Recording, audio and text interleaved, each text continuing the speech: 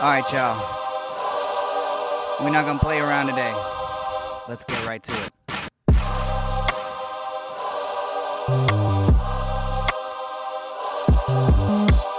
Yep. Yo, we back. It's your boy Zeus. I'm going to just cut this intro. That's it. Not here for the intro today. I'm sorry, y'all. I'm fired up today. This episode has got so much emotion in my heart. I can't even do it normally. First thing we want to do, we want to start out like we always do. All right. Want to let everybody know, no matter where you are right now, okay? No matter what you're going through, what you're experiencing, what you're feeling, what life has handed you in this moment, do not ever forget that you are enough and you matter. All right? No matter what anybody says, no matter what anybody tries to tell you, you are enough and you matter. You are so incredibly valuable.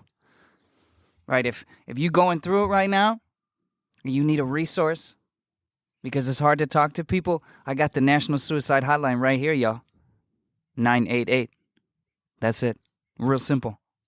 Just as easy as 911. 988. 24 hours a day, 7 days a week, there's going to be somebody available to help you. Help is there. It is available. You are not alone, okay? I promise you are not alone. This one's tough. We have got to talk about bullying. We have got to talk about bullying and our responsibility as human beings for ourselves and each other when it matters the most, because it always matters. All right, I woke up this morning and the first thing I saw, usually I start my day off by opening Reddit, get some of my news, get a little dopamine, take my brain off of whatever right away. If I haven't been sleeping, this and that, it's just a habit at this point. And the first thing that I saw was an article today on this sweet young girl named Adriana Kuch from New Jersey. She's 14 years old. And just a few days ago, she took her life. Now let's get into the reason why she took her life. Because 2 days prior to that, she was bullied at school. She was attacked in the hallway while she was walking with her boyfriend to her next class. And she was attacked by bullies who jumped her, pushed her against the locker. They hit her with a 20-ounce water bottle and made her black out. You should see the bruises. There's photos all over the internet. You can look it up. Beat this girl, made her black out, and recorded the whole thing because we live in the age of social media, don't we? What a wonderful invention. Man, I'll tell you, good, bad, or otherwise, huh? Fantastic. So let's talk about it. They recorded these videos. And then, from there, nothing was done. Her father was interviewed. Now, of course, later on, very, very, very later, the next day, the students involved were suspended for what, a day? Yeah. She wasn't sent to a counselor. She was sent to the school nurse. They didn't tell her father all the details. They had a student resource officer in the school, a police officer in the school, somebody who is no doubt hired and employed and paid to handle these types of situations. And nothing was handled. Nothing was done. Nothing. Now, definitely a little sensitive to this subject because I just got a brand new baby in my life, brand new baby girl. And obviously it hits me a little bit different. But you know what's funny? It shouldn't matter. It shouldn't matter. It shouldn't matter at all. This happened. This little girl was sent home. And she was told by officials at the school to take a day off because they didn't want her bullies to pick on her and tease her and make fun of her bruises. But she decided she wanted to go to school anyways because she was brave. And she wasn't going to let these bullies win. Well, she went to school, came home, had a talk with her parents, a great talk. Her dad said he bought her favorite meal, a grilled chicken sandwich from McDonald's, I think the article said. And they sat and talked about life and making sure you're surrounding yourself with good people. And they said she seemed happy. And then later that night, she took her own life. This sweet, innocent 14-year-old girl. You know why? She told her dad, she told her father this. Her words were, "I don't want to be made fun of." And these bullies took those videos and posted them all over TikTok, all over Instagram, screenshotted them, sent her captions, sent her comments, sent her rude text messages. And it was just too much.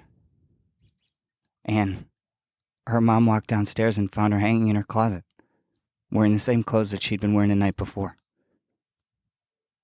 We have got to do better for our kids. We got to do better for ourselves, and then we got to do better for our kids, for the children, for the next generation. One of the worst things about this is that the day of her visitation, the superintendent of the school, don't let me lose out a name here, Trian Parlapanitis, superintendent of the school district she attended, tweeted out, "There are two sides to every story." My God. These are the people that were supposed to help Adriana. When her father asked the school staff and the teachers why no one was suspended, they said it was not the school's, and I quote, policy. You know, I went online, I did some digging on the anti-bullying legislature in the state of New Jersey. And there are over 20 different articles from the state of New Jersey alone on the topic of bullying. Policies, reprimands, things that can be done, counseling, advice, treatment for students who might be dealing with it. And yet in the moment when this sweet girl needed it, the establishment and the adults around her failed her. That's right. The adults around her failed her. I mean that sincerely and wholeheartedly. Because the staff could have done more. She wasn't even sent to a counselor. She was sent to a nurse. That's a traumatic event. Okay, I'm sorry. When I went to school in the 90s, growing up, that's how we dealt with it. You got bullied, you got sent to the nurse, got sent to the office, they sat the kids down, slap on the wrist, you don't do that again. Next time you're going to get suspended or expelled. Even then, way too lenient on it. Way too lenient. Bullying has been a problem that has been growing and growing and growing and growing, and no one is doing anything about it. They're just letting it sit in the corner and get bigger. Because there's no punishment. There's no consequences. Now, don't get me wrong. 3 of these girls have now been charged with third-degree assault charges and 1 with disorderly conduct. Okay, great. That's a good start. But the real problem starts at home, where these kids no doubt got it from their family and their parents because they live in an environment that is no doubt unhealthy. Because why else would you think that they would do this? Now, it's so easy to blame the children. So easy to blame the children. Punish the children. Punish the children. No. Where are the adults around her that are supposed to be doing better? The adults who are supposed to know, who've lived through these types of situations, who are supposed to take these things seriously. They weren't there. And now neither is Adriana. You know, you can hold your vigils, you can hold whatever, have a moment of silence. That does absolutely nothing. Absolutely nothing to address the situation. The era and the age of technology that we live in brings more layer of responsibility for us as adults to talk to our children. Now, obviously, you can't regulate the internet. It's not your job. But you can be mindful about what you're posting and what you're consuming. If you have children, you can have discussions and conversations with them about how damaging and harmful something like this can be. I can't imagine being a 14-year-old that grew up in the age of TikTok and having something silly or stupid or something embarrassing that was done to me blown up all over the internet by students that I go to school with because they just think it's funny and they just want to laugh because they don't really know any better. Because they're probably not taught. Because there's probably not consequences like there should be for things like this. Because adults don't want to deal with it and they'll just sweep it under the rug. I'll say again, they pay for a school resource officer in that school and nothing got done in the moment. Her dad went to the police, and they did nothing. And he had texts. He had text messages showing proof of all of these things that were happening to his daughter. The videos, all of that. Oh, okay, eventually they got their suspension. Justice? I ask you. I really do. I'm really curious. Right? Because what her dad said when he said that the bullies had taunted her via text and by posting her videos and things all over TikTok. What are you supposed to do to stop that? It starts with a conversation. If the system is failing our kids, then we have got to do a little more. And I know we can only do so much, but y'all, we have got to do more about bullying. We have got to step up because we cannot keep losing bright, young, inquiring minds. Innocent children. She was 14 years old and took her life because she didn't want to be embarrassed at school. My heart hurts. My heart hurts. I don't want you to forget Adriana. I don't, but I want you to know that there are resources available for you online all the time. Resources for adults, resources for children, resources for teachers and educators and students. It's all there. I went online and looked it up. Just Google it. Let me pull some up right now. If you're with me, here's some resources. If you, someone you know, your kids, whatever, are dealing with bullying, I've got stopbullying.gov. I've got the Committee for Children. I've got teach.com, which is a resource for parents and teachers to deal with bullying and cyberbullying, both at home and in school. And then pacer.org, the National Bullying Prevention Center. There are so many more. There are hundreds of resources out there. There's resources for each state. There's resources for each district. But we've got to do more. All right?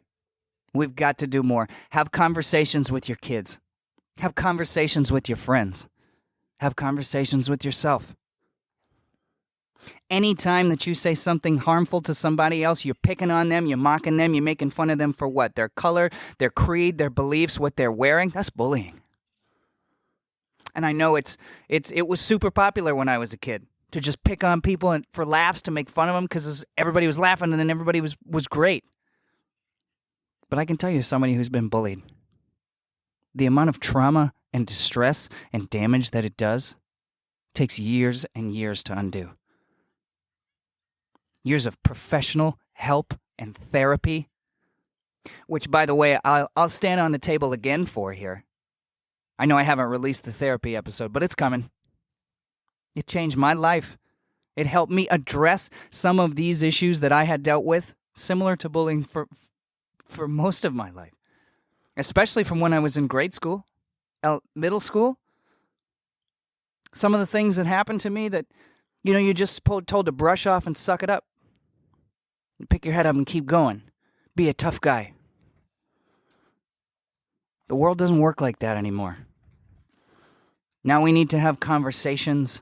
We need to make time for these things because the age of technology and the internet and social media has just amplified everything to the nth degree.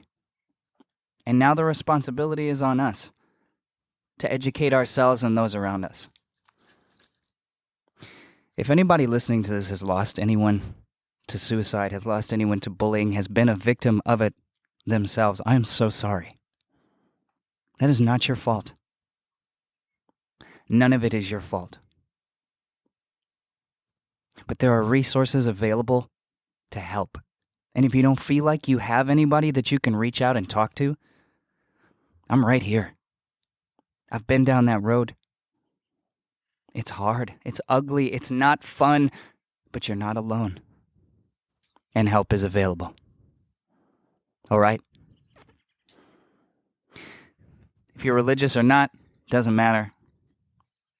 keep Adriana and her family in your thoughts. Would you? At least for a little bit, just ponder on it. Just think about it. I know they'd appreciate it. It's not going to bring her back. But having thoughts and conversations in the right direction around these types of things are what impacts real change, and you are capable of that. You don't need anybody else's help. A kind word, a hug, a check-in, a phone call. Sometimes those things can save someone's life. I love you guys, all right? You matter so much to so many people you don't even know about. So much. And if you are struggling or you are going through it right now, I'm so sorry. But help is available. I'm going to give those resources one last time for those who are being bullied, who may need it, for those who know somebody who's being bullied. Stopbullying.gov. And each state has their own site and statistics and information on bullying. I checked. I spent 30 minutes this morning just digging through the internet, scouring resources to make sure that help was available. The reason this happened was because help wasn't available. I wanted to make damn sure that wasn't the case. And that wasn't the case. There was help available. But the people in place, the adults around her, didn't do their job. And this sweet little girl is not with us anymore. Adriana, you are loved by so many who you knew and so many who you didn't know. Your story will reach people. You will not be forgotten. Call somebody that you love today. Tell them you love them. Commit the time. 5 minutes, 10 minutes, 20 minutes, doesn't matter. It'll matter more than its weight in gold to them. I promise. You don't know the impact you can have on somebody's life just by caring. So get out there and do it. Because we need you. Rest in power, Adriana. My love and prayers to her family and to anybody else going out there dealing with stuff right now. You are loved. You are enough and you matter, and nobody else can take that away from you, no matter what they say. All right, y'all. Be well. We'll see you next time.